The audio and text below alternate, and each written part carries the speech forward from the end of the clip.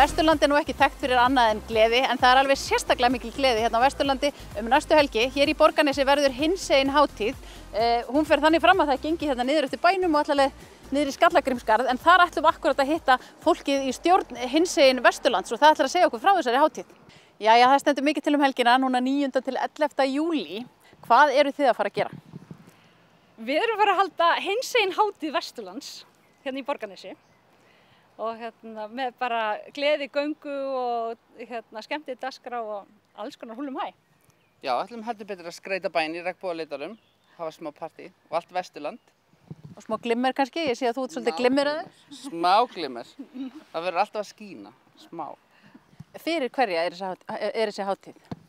Bara alla sem styðja jafnrétti og mannréttindi og já, bara hinsegin fólk og ekki hinsegin fólk og bara fjölskyldur og vel unnara. Já, ekki endilega bara íbúa á svæðinu, heldur þess vegna gestir velkomnir? Bara allt landið og alla sem eru í heimsókn á landinu bara sem flesta. Já, þannig að þetta er opið öllum? Já, hér eru tjaldstæði, hótel, fullt af gistimöguleikum, bara endilega mæta og fagna með okkur. Gunnar, það ættu öll sveitafélög að eiga eina Gunnu Dan. Það er bara þannig, þú ert þekkt fyrir það að vera gleðisprengja og mér finnst svo fallegt að þú ferð all-in í þessa hátíð, hinsegin hátíð Vesturlands. Gift kona á besta aldri, hvernig kemur þetta til? Sko, ég er mjög litaglöð manneskja að eðlisfari og finnst gaman að öllu svona sem er gleði og svo náttúrulega Ingvar vinur minn, hann tók mig bara að tali og við skelltum okkur í þetta saman og já, ég hef bara gaman að litum og gaman á alls konar fólki og mér finnst bara frábært að halda svona gleði hátíðir, alveg sama hvernig við erum öll manneskjur og við fæðustum eins. Þannig að svo bara breytist við fyrir svona sikk og sakk og það er bara geggjað. Er samkynhneigt fólk pínulítið glaðara heldur en annað fólk? Ég held nú ekki, þú veist, en það er alveg munur á því að viðurkenna hver maður er heldur en að vera að fela sig og geta ekki verið maður sjálfur. Það er rosalega erfitt. Já, ég held að snúist nefnilega það. Þú veist, við kannski virkum glaðir af því að við erum búin að vera í leikriti frá því að við föttum hverju við værum og ætluðum ekki kannski að reyna að vera einhver annar. Og þegar þú ert búin að vera í einhverju leikriti og ert svo allt í einu búinn, þá er rosa gleði. Þú veist, vera laus við leikritið þitt. Þetta er örugglega bara eins og að vera leikari. Við erum atvinnuleikarar. Það gæti verið, já. Ef þið farið yfir svona stærstu atriðin á dagskráni, hver eru þau? Gleðigangan er náttúrulega númer 1, 2 og 3 sko, sem við ætlum að massera hérna eftir Borgarbrautinni og svo verður hérna í Dalhallanum ætlum við að vera með svona skemmti dagskrá þar sem að María og Ingileif hjá hinseginleikunum verða kynnar hjá okkur, hljómlistafélagi hérna ætlar að vera með tónlist, það verður hérna ung stúlka úr bænum með danssýningu,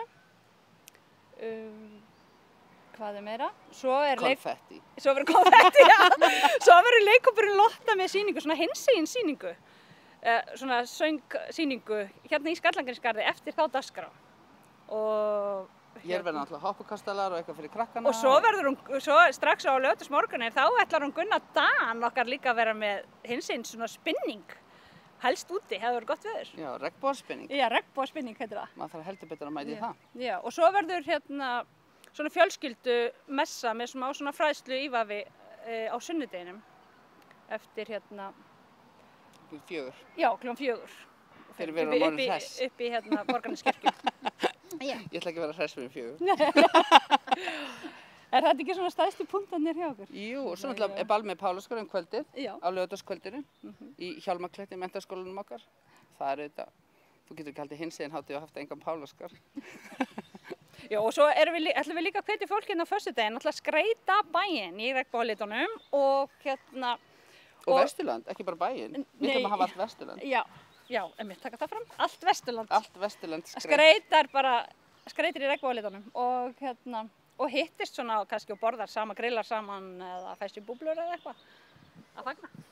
Og hátíðin er hugsuð þannig að núna í ár er hún í Borgarnesi og hún á að ferðast Vesturlandi þegar ekki ár frá ári. Jú, það er það sem okkur langar og vonandi bara allir til. Já, það virkar allan eins og að séu fleiri bæjarfélög spennt fyrir að hafa hinsegin hátíð. Það er einhverjir að mála götu, skilst mér, og maður finnur það alveg eins og bara á sölu og fánum og annað. Önnur bæjarfélög eru greinilega alveg að horfa til okkar þó þau séu ekki með núna, en það höfum við alltaf kynnt þetta sem eitthvað sem við munum flekka á milli. Þetta er bara Vesturland. Og við viljum endilega hvetja, önnur bæjarfélögin hérna á Vesturlandi að koma og vera með atriði í göngunni og taka þátt. Bara endilega. Og ef þau hafa eitthvað sem þau vilja sýna myndlistarsýningu, eitthvað atriði, bara endilega hafa samband við okkur. Hvar finnum maður meiri upplýsingar um þetta? Inn á Facebook síðan okkar, Hinsegin Vesturland, á Instagram, Hinsegin Vest. Og inn á vest.is og viðburðardagatal Borgarbyggðar. Þar er hægt að sjá alla dagskrána. Ég vona að þið, allir áhorfendur, eigið æðislegt sumar framundan og ég hvet ykkur til að koma hérna næstu helgi og kíkja á þennan stiga hér, þá verður hann fullmálaður. Gleðilegt sumar!